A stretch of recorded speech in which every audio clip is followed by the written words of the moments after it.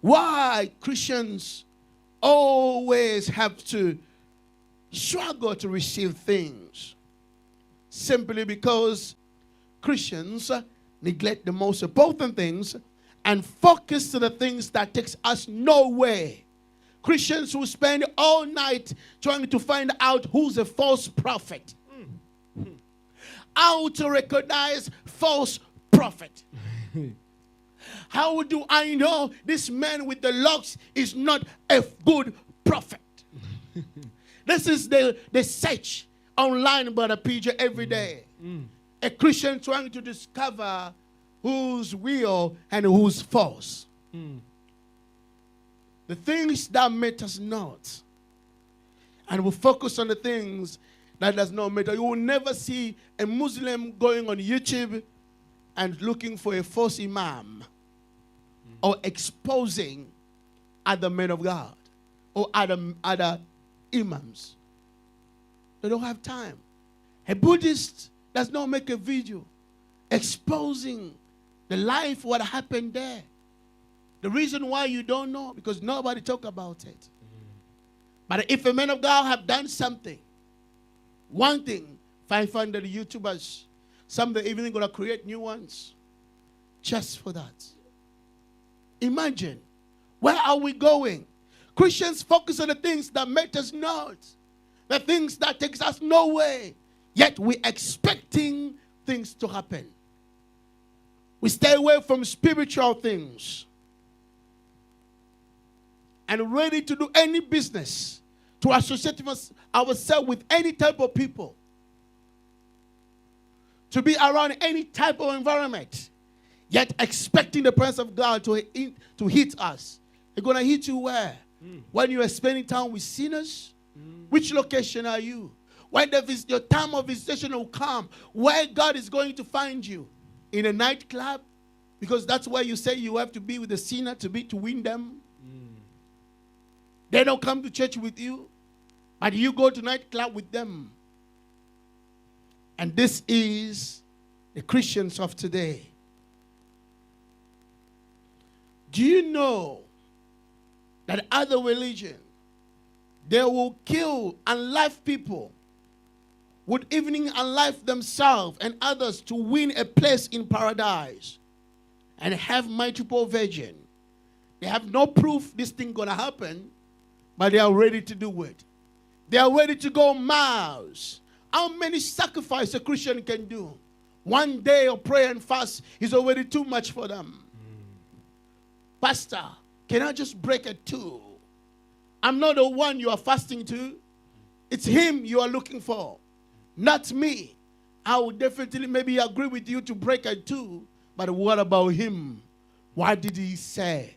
Because the instructions came from him. We are seeking to know him.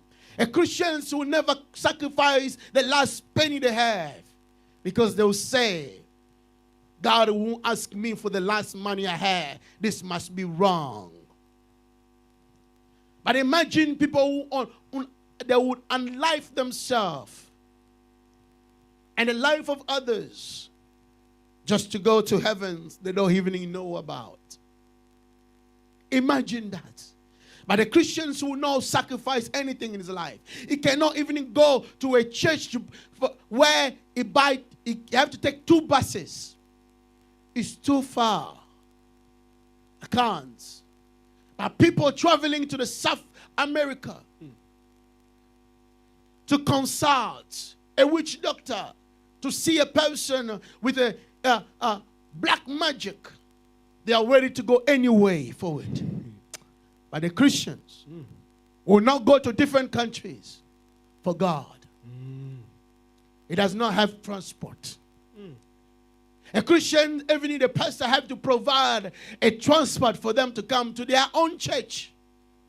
This is your own life. But somebody have to beg you, call you, plead for you, and even to comment to a message of God.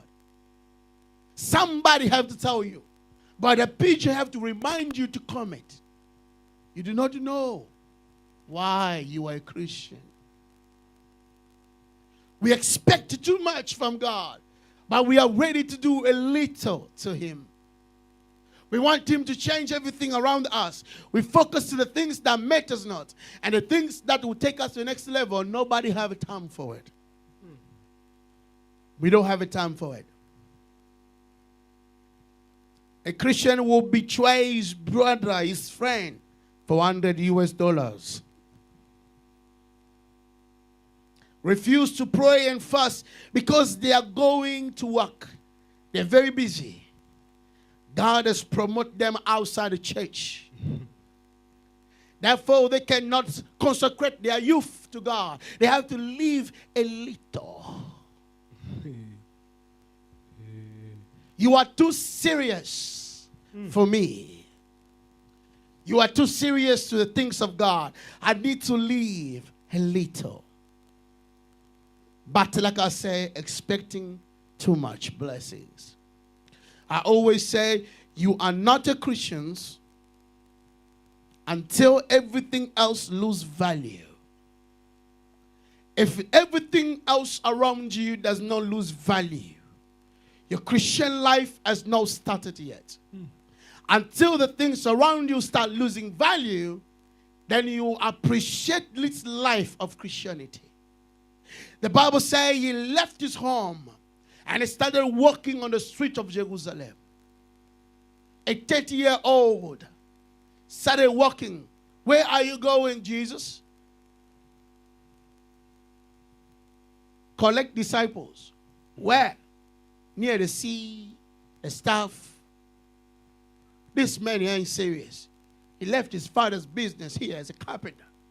And he started walking around collecting people and claiming to be the Messiah. My beloved, until every other thing lose value. The Bible says the Son of Man did not have a roof to put his head. He did not have a place to sleep. He decided to become a homeless. I know when you read in the Bible, you don't see it. Do you see it? You don't see it, right? Jesus decided to become a homeless while he had a house. To do the work of the ministry and for the power of God to be revealed on earth. Somebody had to make sacrifice. Peter left everything behind and followed Jesus Christ. The Bible says his mother-in-law was even sick. And now seeing his son, maybe he was already considering him as a irresponsible man. And now he left his business, started to follow another guy without a job. And I can imagine someone telling Matthew, you're a tax collector, right? You're doing good with your business. Why would you stop everything to follow this guy? Some that were a little bit older than him, but still they followed him. If you are not ready to lose everything, if you are not ready for things around you to lose value, Christianity has not started yet. If that little pound in your pocket still has more value in your heart than to give it to God, you have not started living this life yet. So you cannot be a Christian while everything you have in your hand has so much value than the work of ministry. The work of ministry. You are available for everything. But when it comes to things of God, that's the time when you have to check your calendar. Why am I free? Why am I free? Oh, yes, here. I'm free. Yes, Brother PJ, I can lead from here. I'm free here. You see, that's the time when you are free. You look for God. You check your time. You don't say, here I am. Send me. But we are waiting for God to do things in our life. Let me progress. You cannot meet Jesus and every other thing still look the same. Things must change. Hallelujah. I don't know if I'm speaking to somebody. Oh, yes.